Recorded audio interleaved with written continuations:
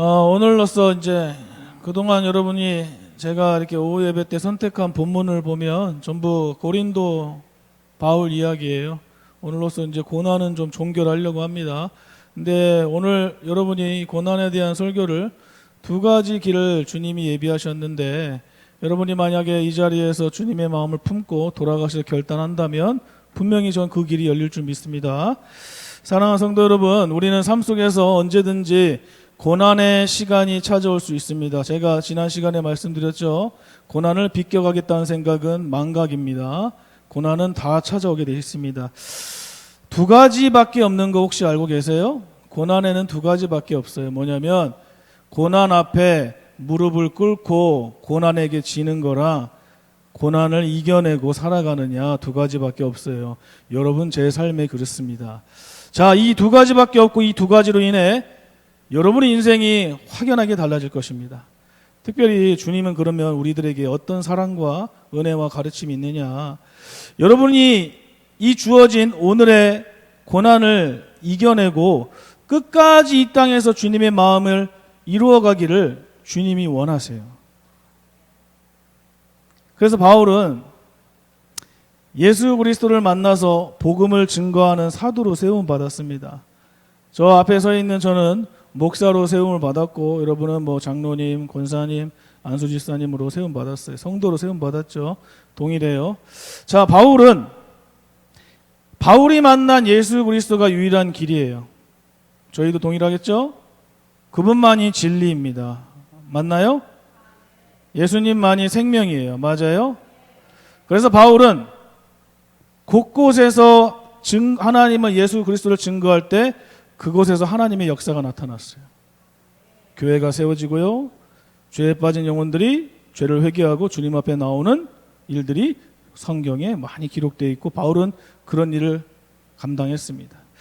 그런데 이렇게 바울이 복음과 교회에 미쳐 살 때, 교회에 목매어 살 때요, 주님의 주신 사명을 향해 목숨 바쳐 달려갈 때, 그럼 여러분, 우리가 흔히 얘기하는, 크리스찬들이 얘기하는 복을 엄청 받았겠네요.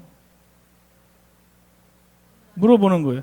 바울은 몇 평 아파트에 살았을까요? 바울은 또 복 받았으니까 아내와 자녀들이 잘 됐겠네요.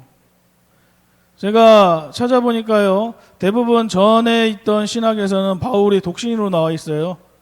그러나 요즘에 신학자들, 고고학자들은 바울이 결혼했다는 증거를 많이 찾아내요. 근데 이혼을 당했대요. 독불장군이라서. 자식은 없었어요.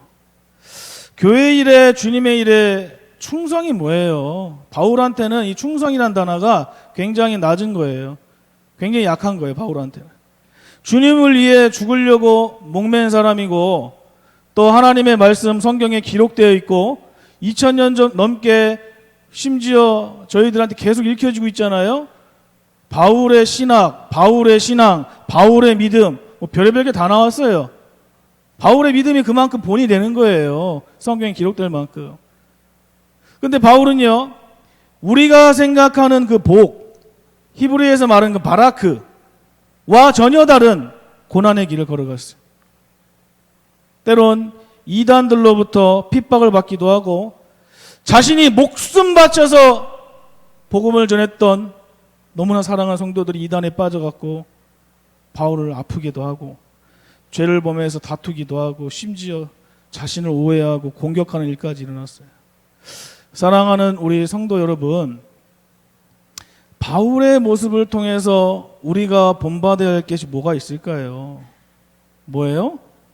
주님의 사명을 다해 목숨 바쳐 목매어 갈 때도 얼마든지 여러분 안에, 저 안에 원치 않는 문제가, 크게 말해서 고난이 올 수도 있다는 거예요. 사랑하는 성도 여러분, 피하고 싶은 일을 경험할 때가 여러분 살면서 굉장히 많죠. 우리 인생 다 선배님들이라 피하고 싶은데 겪어야 될 관계 문제 때문에, 복잡한 물질 문제 때문에 고민하고 이런 분들이 엄청 많아요. 그렇다면 그때 어떻게 그 상황을, 크게 말해서 고난을 이기고 주님의 마음을 우리가 이 땅에서 크리스찬이라는 이름으로 그리스도인으로 어떻게 이겨나갈 수 있을까요? 말씀을 연구하고 기도하는데 하나님이 두 가지 길을 보여주셨어요. 첫 번째로, 여러분, 이게 참 굉장히 추상적인 이야기가 될 수 있어요. 여러분, 고난을 만나셨으면 인내하셔야 됩니다. 특별히 제가 복을 빌겠습니다. 더 소망하고 복을 빌고 싶은 것은요, 참 아름다운 교회 모든 성도님들이 어떤 고난이 와도 주님의 마음으로 꼭 끝까지 인내하시기를 예수 그리스도의 이름으로 축원합니다. 바울은 생명을 바쳐서 모든 삶을, 복음을 전하는 삶을 살았지만 자신의 사도권이 가짜라는 의심을 받기 시작해요. 고린도후서는 전부 그런 이야기예요. 자, 이단들과 이단에 빠진 너무나 사랑하는 성도들이 바울이 전한 복음이 가짜라고 핍박하기 시작했어요. 근데 바울은 또 어때요? 오늘 본문에서 아니다. 예수가 길이고 예수가 생명이고 난 진짜 주님께 부르신 사람이다. 이렇게 변증하고 있어요. 12절 말씀을 여러분이 좀 주목하셨으면 좋겠어요. 12절을 한번 같이 읽어볼까요? 같이 읽어봅니다. 시작.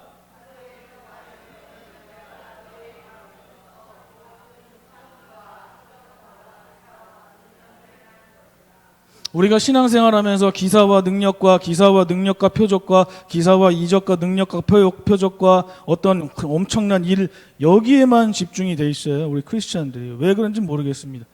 근데 바울이 먼저 이야기한 것은 여러분, 모든 참음 인내예요. 바울이 여기저기 하나님의 일을 드러내면서 많은 역사를 이뤄냈어요. 병도 고치고 난리도 아니었어요. 사실 이것만으로도 하나님의 증거하기에 충분했습니다. 바울은. 하지만 바울은 추가적으로 자신이 사도인 증거에 앞에 뭘 언급하냐면 모든 참음이에요. 참는 거, 인내하는 거. 여러분, 인내는 사전적 의미로 괴로움이나 어려움을 참고 견딘다는 거예요. 바울은 이렇게 복음을 증거하면서 살아갈 때 엄청난 고난이 왔는데도 인내했다는 겁니다. 견딜 수 없는 육신의 고통을 경험하기도 했고 많은 사람들에게 핍박을 받았을 뿐만 아니라 믿었던 사람들에게 배신을 당하기도 했어요.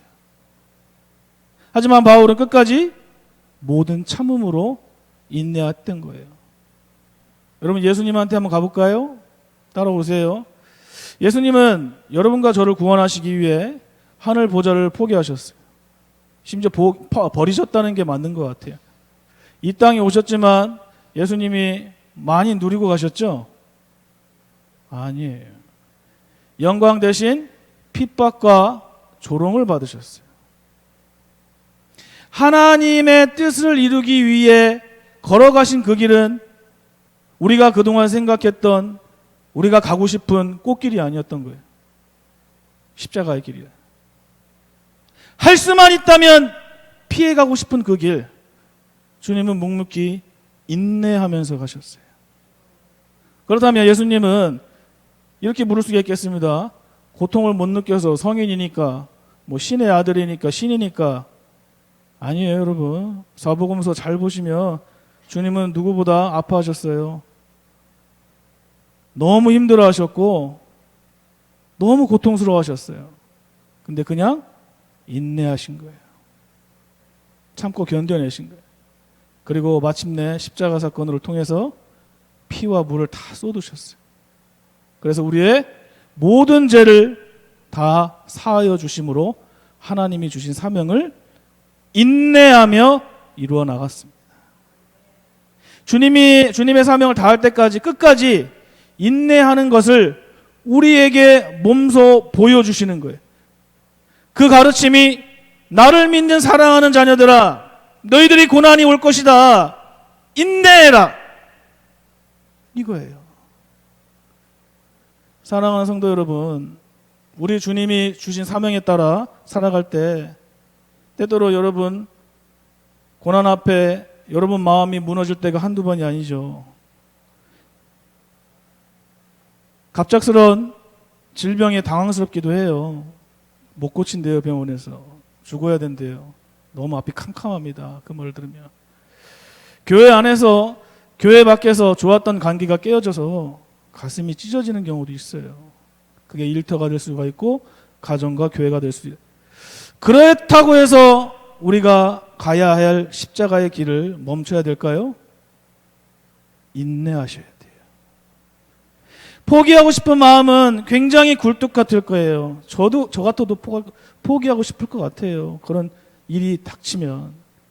그러나 오늘 바울을 통해 주님이 우리 참 아름다운 교회의 가르침은 너희들이 어떠한 고난이 와도 끝까지 인내해라. 여러분, 우리 자신을 보면 한없이 실망하죠. 작아지고요. 그럴 수밖에 없어요. 하지만 예수 그리스도의 십자가를 바라보면 감당할 수 있는 능력이 여러분 안에 생길 줄 믿습니다. 주님을 바라보면 우리에게 없던 소망도 생길 줄 믿습니다. 혹여나요, 오늘 여러분 안에 모든 문제 속에 혹시나 고난 속에 걸어가고 계시다면 오늘 여러분 마음으로 그리스도와 연합해서 마음으로 믿음으로 결단해서 주님을 붙들고 끝까지 인내할 수 있기를 예수 그리스도의 이름으로 축원합니다. 오늘 두 번째 대지가 굉장히 중요합니다. 여러분이 이걸 결단해야 우리 교회가 아마 하나님이 크게 일하실 거예요. 두 번째로 제일 중요한 말씀이에요. 여러분 끝까지 사랑하세요. 제가 지금 짧지만 만 10년 신학을 하고 목사 안수 받은 최종 결론은, 지금까지 결론은 사랑이에요. 구원받은 그리스도인들이 누구나 할 것 없이 여러분과 저는 동일한 직분과 상관없이 영혼을 구원하는 사명을 받았습니다. 맞죠? 영혼을 구원하기 위해 꼭 필요한 것이 있는데 뭐예요? 우리의 열정과 패기입니까? 우리가 어떤 성령의 충만함, 기도 그런 건가요? 아니에요. 제일 먼저 돼야 될 게 여러분 안에, 제 안에 예수 그리스도의 사랑이 있어야 돼요.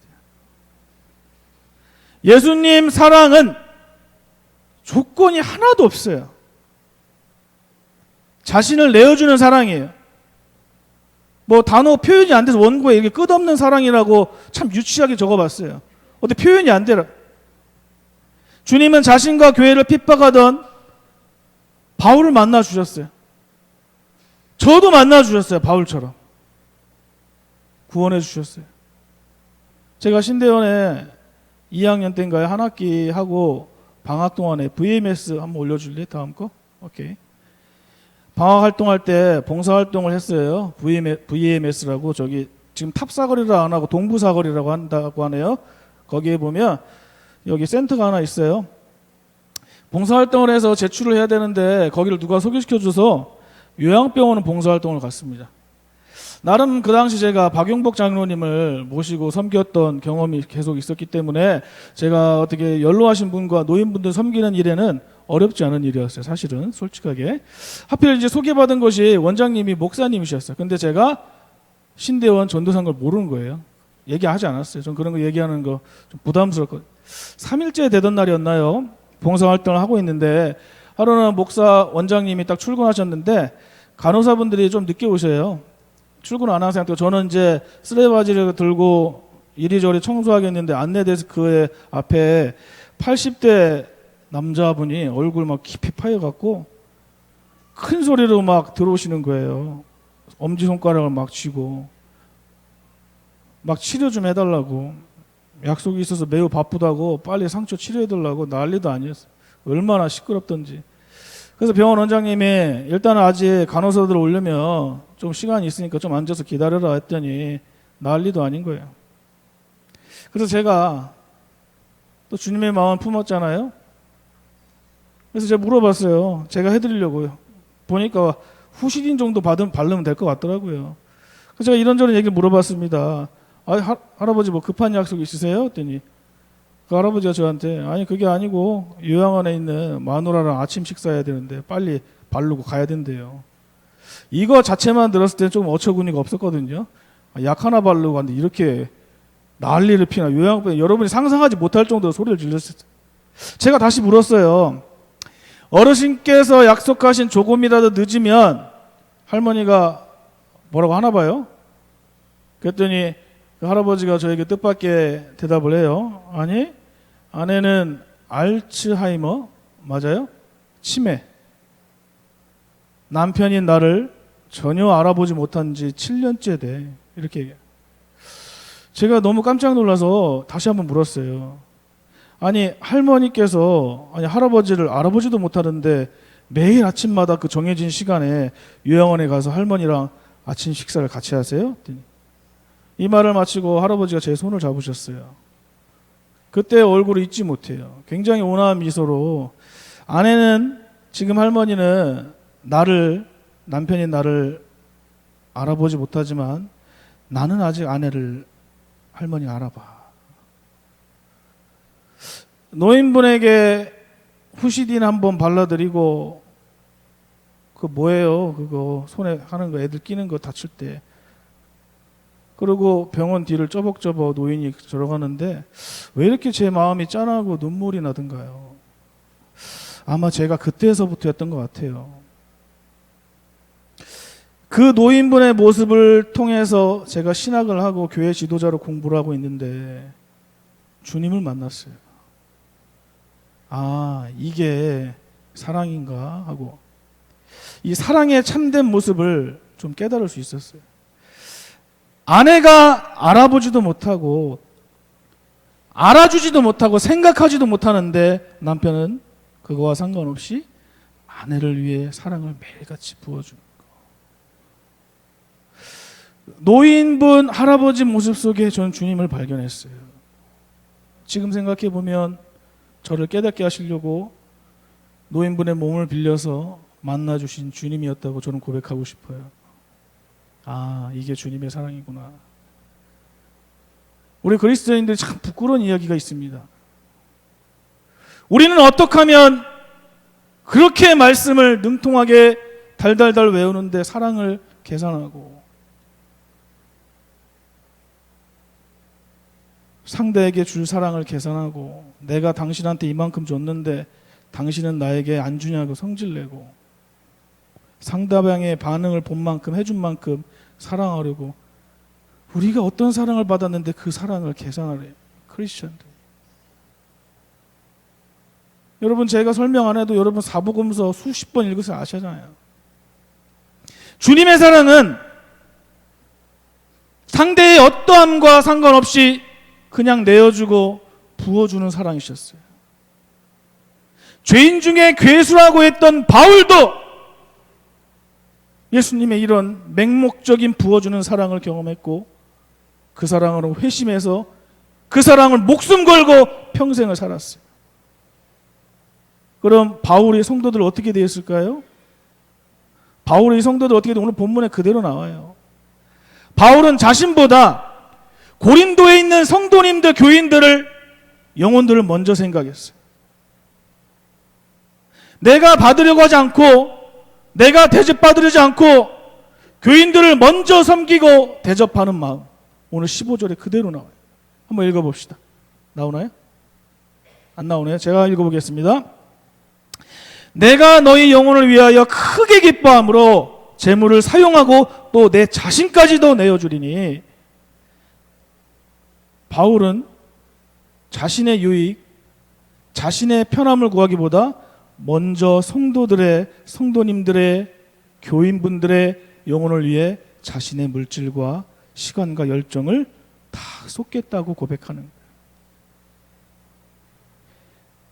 수년 전부터 고린도를 공부하면서도 이미 깨달았지만 그동안 제가 만 10년 동안 주님의 마음을 연구하고 느끼고 응답하고 체험하고 경험한 것은 주님의 사랑, 그 사랑을 온전히 받은 종으로서 특별히 십자가 사건 이후에 세워진 이 목사의 역할은 이 사랑을 전하는, 복음을 전하는 사람이구나. 그게 바로 설교자구나 하고 제가 깨달은 거예요. 뭐예요? 받은 은혜와 사랑을 전하는 사람이 저예요. 여러분 각자 위치에서 목원들에게, 이웃들에게 전하는 거예요. 제가 지난주에 예수님의 최후의 진술이라고 그래갖고 말씀 한번 드렸죠. 여러분 규칙과 원칙으로는 여러분과 저는 죄송해요. 사형입니다. 하나님 심판대에 올라가면 진리예요. 여러분과 저는 하나님 심판대에 올라가면 전부 사형이에요. 그러나 예수님이 십자가 사건으로 우리를 변호함으로 우리가 무죄가 된 거예요.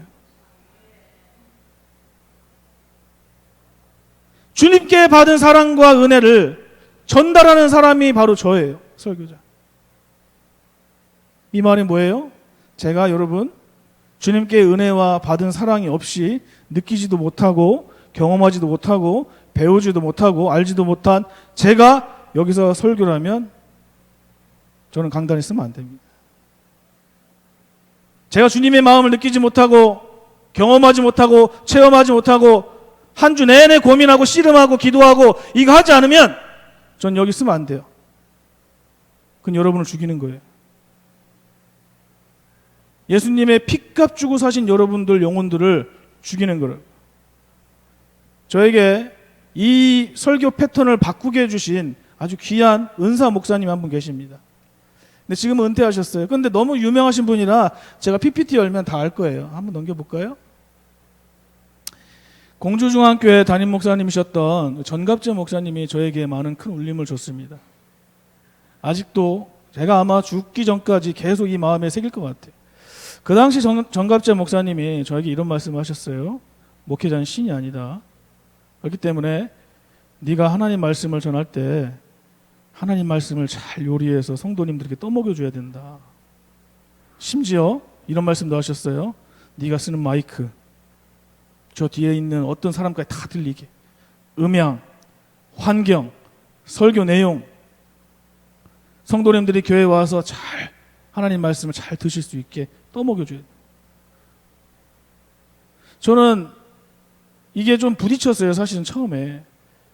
아니 어떻게 하나님의 말씀을 잘 요리를 할까? 이 교만한 거 아닌가? 이 목사님 속으로 그랬어요. 겉으로 안 그러고. 주님의 말씀을 요리한다는 말이 저에겐 너무 위험한 발언이었어요. 근데 신학을 하고 제가 이제 안수를 받고 여러분과 교제하고 우리 장로님 가정의 애완, 우리 안수 집사님들의 가정의 애완, 집사님들의 가정의 애완, 청년들, 청소년들, 여러분 알지 못하는 애완들이 너무나 많아요. 그리고 모든 성도님들의 애완을 들으면서 더 나아가 교회의 아픔과 기쁨을 보면서 말씀을 설교를 준비하니까 주님의 마음이 이제서야 제가 알겠더라고요. 저는 인본주의를 굉장히 나쁘다고 비판하는 사람입니다. 그러나 목회와 모든 성도님들은 인간주의가 되셔야 됩니다. 여러분, 예수님도 상황에 따라 잘하고 있으면 충성된 종아, 혹여나 상황에 따라 바른 길로 가지 않을 때는 채찍과 권면을 하셨습니다. 상황에 따라 저희들에게 맞춰주셨어요. 이것은 창조 섭리와 굉장히 비슷해요. 여러분, 이사야 45장 18절 한번 볼까요? 이사야 45장 18절 다 같이 읽어보겠습니다. 시작!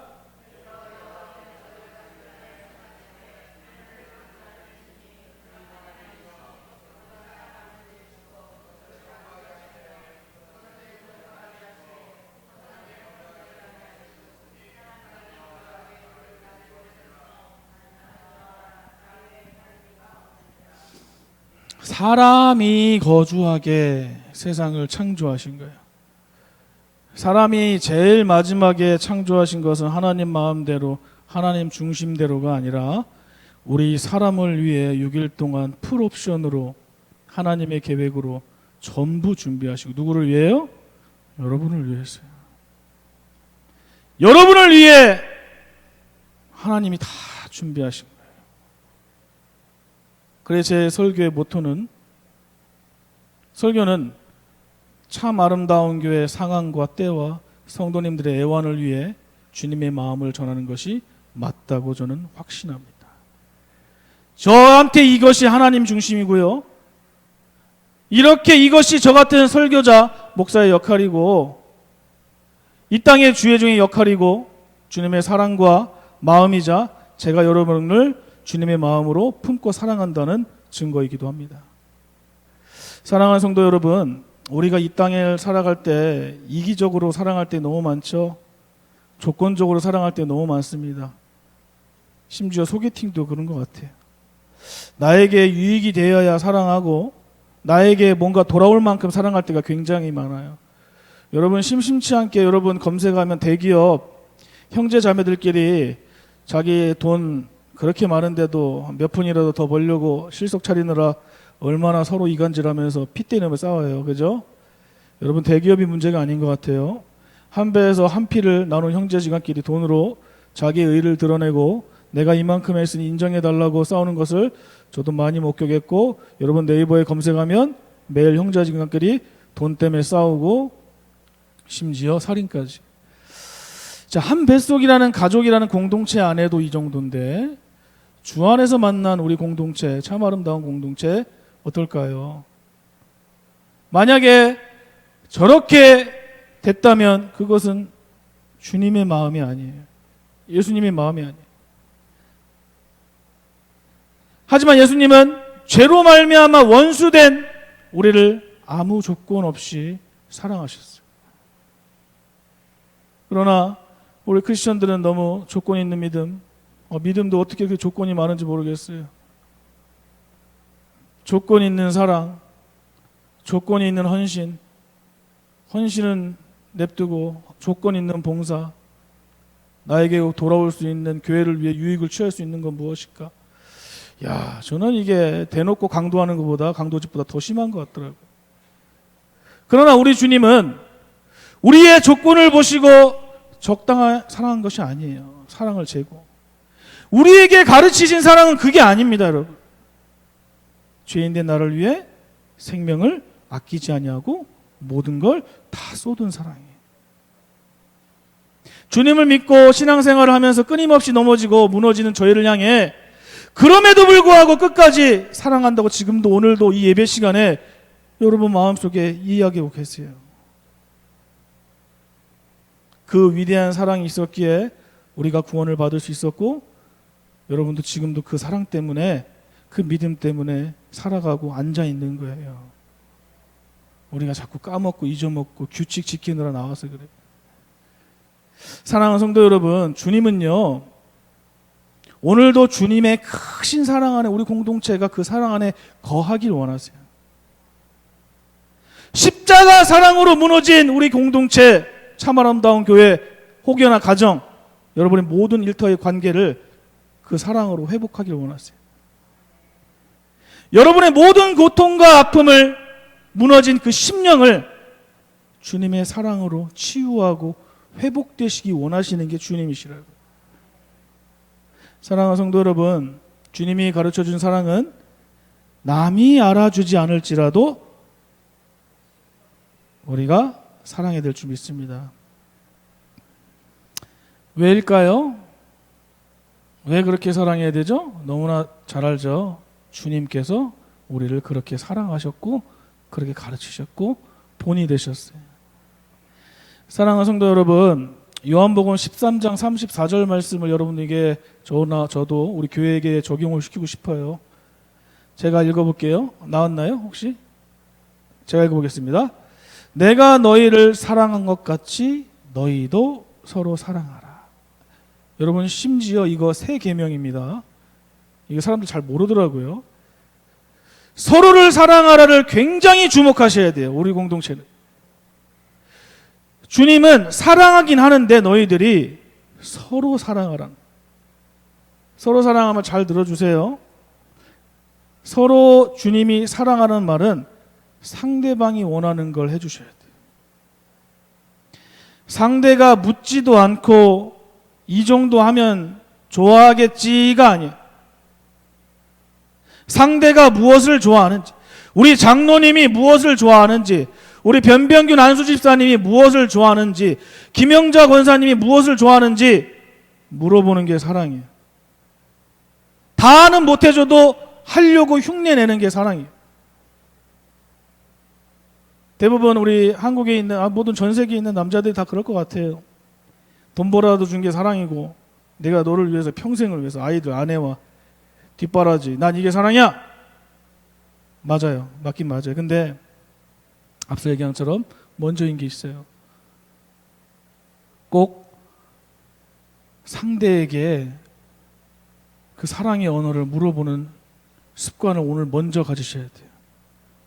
그동안은 여러분이 인생을 그렇게 살아서 그렇다 쳐도 오늘 주님의 새 계명, 서로 사랑하라. 아내가 무엇을 원하는지, 남편이 무엇을 원하는지 먼저 묻는 게, 또 아내가 원하는 거, 남편이 원하는 걸 해주려고 신용이라도 하는 게 사랑인 거예요. 그래서 저는 오늘 아침에 빨래 개고 왔어요. 우리 아내의 사랑의 언어는 빨래예요. 빨래 걷는 거. 아침에 신나게 빨래 걷다가 시계 보고 깜짝 놀라서 버스 타고 빨리 왔어요. 특별히 우리 참 아름다운 교회 남편분들 실천했으면 좋겠어요. 오늘 꼭 집에 돌아가셔서 주님의 마음을 품고 하셔야 돼요. 여러분이 하면 낯간지러워요. 닭살도 안 하던가 하면 그러잖아요. 집에 돌아가서 주님의 마음을 품고 묻는 거예요. 아내에게. 당신은 어쩔 때 사랑을 느껴? 평생 안 해보셨죠? 한번 해보세요. 주님의 마음을 품고. 혹여나 아내가요, 이런 경우 좀 드물겠지만 혹시나 아내의 사랑의 언어가 돈이에요. 돈, 만약에. 그럼 어느 정도 생활비를 한 달에 지급을 할 거 아니에요. 이번 한 주는 한번 작정하고 아내의 사랑의 언어가 돈이면 그 생활비 준 거에 50% 더 올려서 주세요. 아멘 하세요. 못하죠. 이거는 절대 못하죠. 예.